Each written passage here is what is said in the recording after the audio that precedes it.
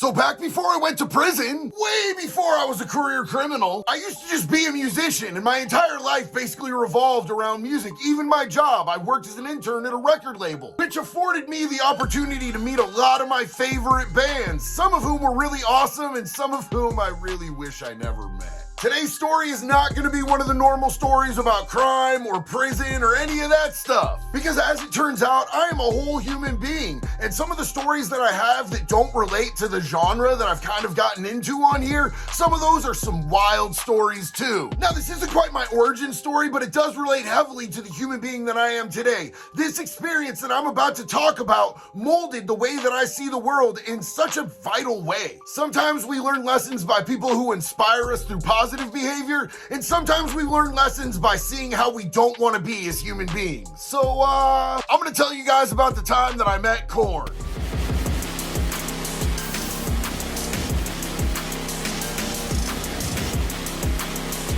First, how about a quick word from our sponsor, Convict Clothing? Convict Clothing specializes in designer clothes for the discerning convict. Now get 10% off with the special promo code JD5150. I just bought one of your shirts. Does this mean that I'm cool now?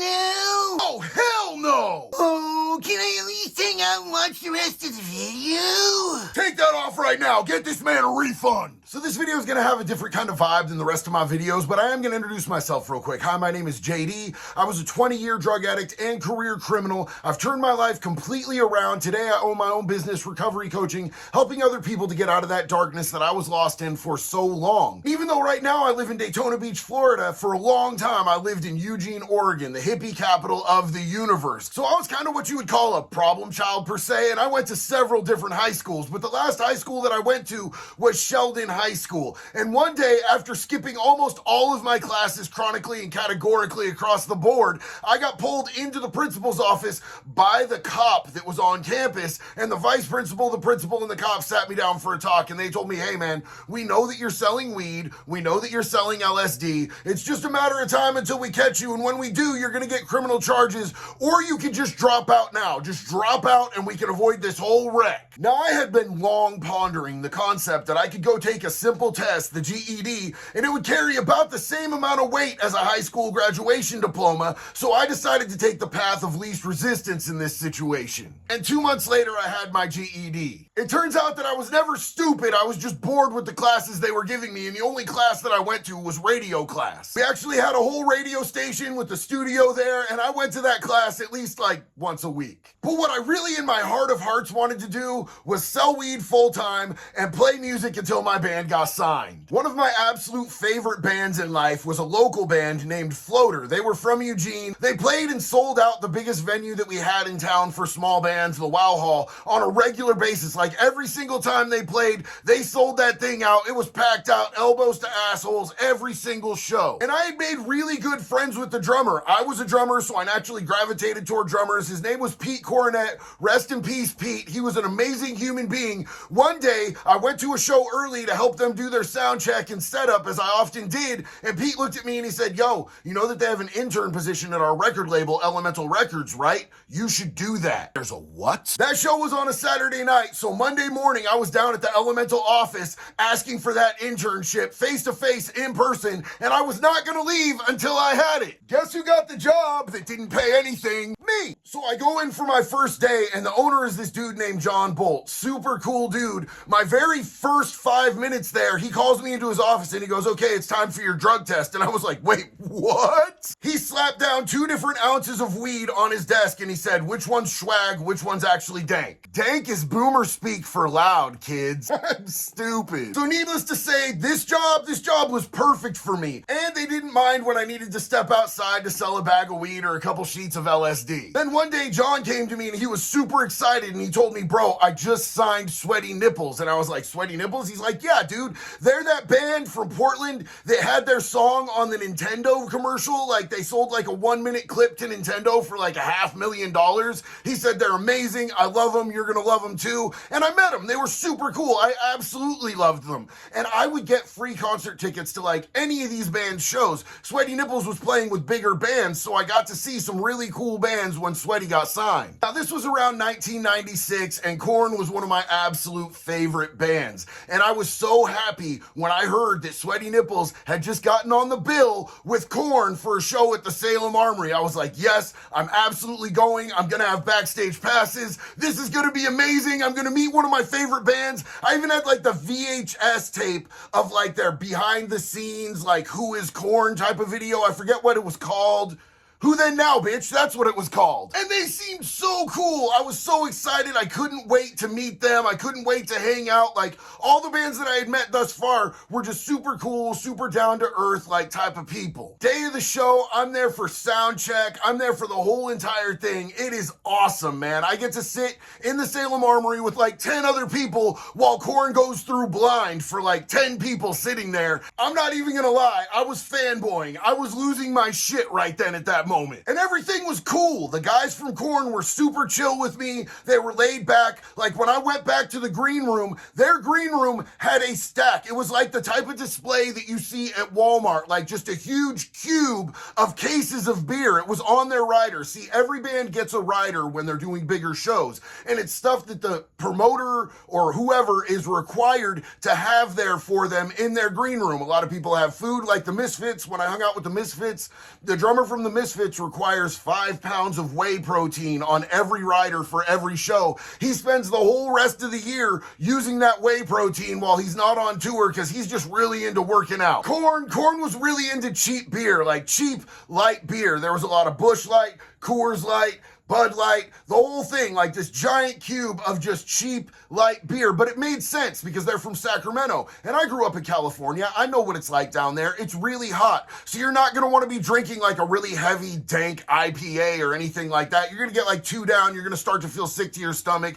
So they drank a lot of cheap beer. There was some catered food that was really actually pretty good. And it was generally like a halfway laid back, decent vibe. I mean, they weren't down to earth like a lot of the bands that I had met, but they were also Korn, and they were killing the game at that moment in metal music. The show started, and I went and sat on the side of the stage for the entire Sweaty Nipples set because I loved those dudes, and I wanted to support them, and I wanted to be on the team and show love for them. But then the urge came on, and I just wasn't feeling it that much, so I went back in the green room where Korn was, and we were all hanging out, laughing, kicking it, drinking. All of a sudden, out of nowhere, the doors swung open, wide, fast, and hard, and this little long-haired white kid came running as fast as he could. It was like a wild gazelle on a National Geographic movie, bro. He ran straight towards us. It was me, Jonathan, and Fieldy standing there, and right as he was about to get up to Jonathan, security that was running behind him swooped him up and pulled him off of his feet. And this kid begged Jonathan. He just wanted to shake his hand. He said, man, I get abused at home. I've been through a lot of the same stuff that you've been through. Your music saved my life, and I just want to shake your hand. It was one of those moments where even the security guard was touched, so he stopped what he was doing and he looked at Jonathan to like be like, yo, do you want to give this kid some love or should I carry this kid out of here? And Jonathan went like this, get that kid out of here. Bro, really? I looked into the kid's eyes and I could see that he was absolutely crushed. Even the security guard clearly felt grimy about what had just transpired, but Jonathan and Fieldy, they were laughing about it. Maybe it doesn't seem like a big deal to the rest of y'all, but to me, it was just foul, man. Those words kept repeating in my head.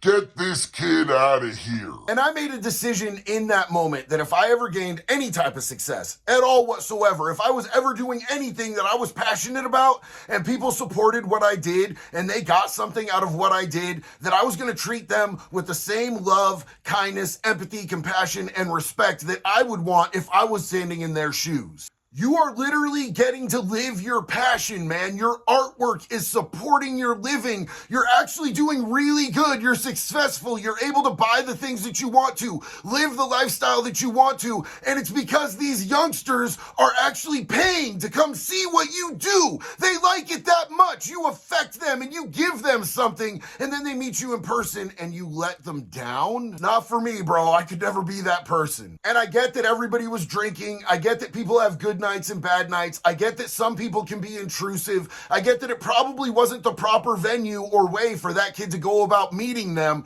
But yo, it happened. And I watched that kid. I looked in his eyes. I felt how he felt crushed. And I'm not coming for Korn. I'm not saying they're bad people. Maybe they just had a moment where they weren't feeling the same type of way that they normally would. Maybe that was out of character for them. I don't know, but it just seemed schmarmy to me. And I'll tell you this, I left that green room. I didn't watch Korn play, and I haven't listened to Korn willingly or of my own volition ever since. And I get that maybe you should be able to separate the artist from the art, but I'm not that person. Another one of my favorite bands, Brand New. When I found out that the singer was grooming young girls and he was sexually abusing them, I instantly dropped them. Bust Profits, same thing. I was never a big MGK fan. I always thought he was fake and product, but like, I'm definitely not listening to him after I heard the way that he was talking about Kylie Jenner. It terrifies me that that dude has specifically marketed his pop punk music towards children. It's ridiculous. But that night was important for me. It was a learning experience for me in what type of human being I didn't want to be and the way that I didn't want to make other people feel,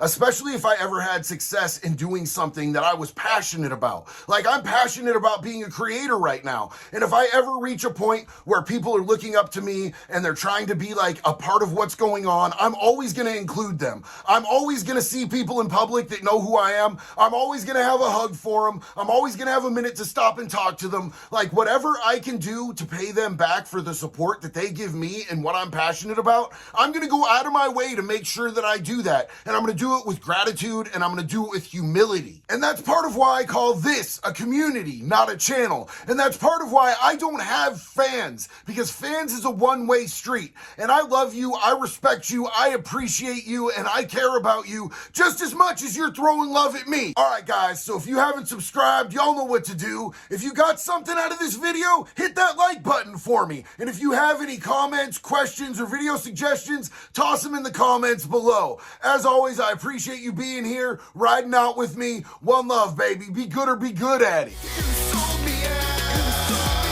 Did I let you down?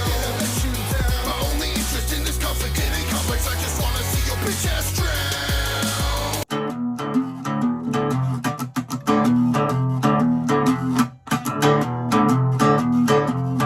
Are you shitty? To your fans, bro? Why?